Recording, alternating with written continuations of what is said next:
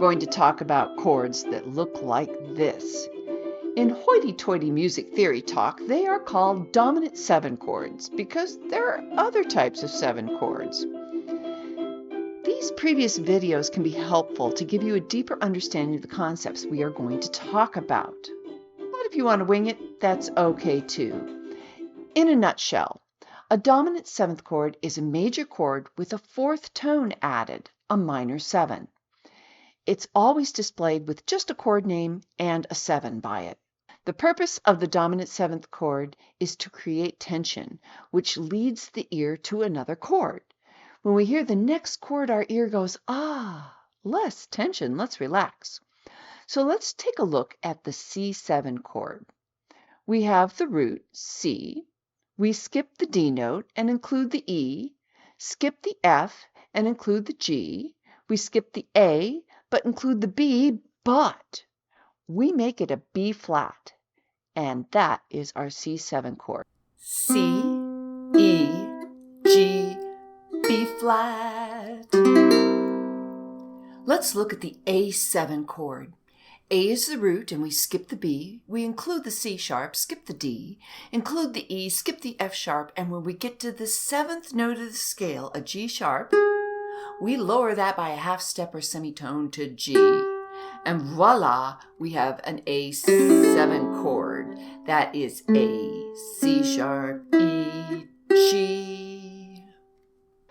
So how does a dominant 7th chord create tension?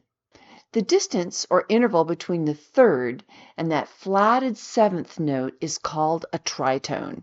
And back in the day, it was called the devil's interval. To quote Fender Guitar's music theory article on this interval, it states, it's an evil-sounding combination of notes that's designed to create a chilling or foreboding atmosphere. Yeah, those 7th chords.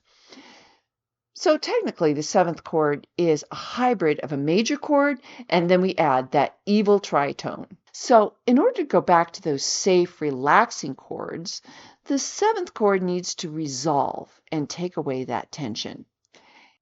In the case of the C7, the safest chord to go back to after that devilish tension is an F chord. The B flat in the C7 chord goes back to being an A, or just a half step or semitone lower. Ah, resolution. Kick that evil tritone out to the curb. In the ukulele world, we know that some chords, like an E7, are easier to play than an E. So in these cases, you can easily substitute a 7th chord. So take a look at these common resolutions, and patrons, thank you so much for your support. You're going to get this list in a handout. Of course, a 7th chord does not have to take you to a relaxing chord right away. The songwriter can throw in several dominant 7th chords in a row for some extra tension.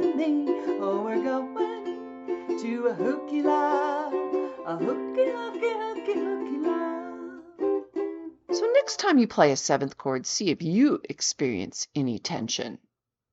Are you ready to test your knowledge? I've got a quick quiz down below. So that's it for today. Don't forget to like and subscribe and hit that notification bell too. You can become a supporter of this channel through Patreon. You get access to all my chord charts and 2 live Zoom sessions a month, even at $3 a month. But if not, you can buy me a cup of coffee because I really like coffee, or do a super thanks on YouTube. Thanks for watching to the very end. I really appreciate that. And I've got the whole playlist linked right here.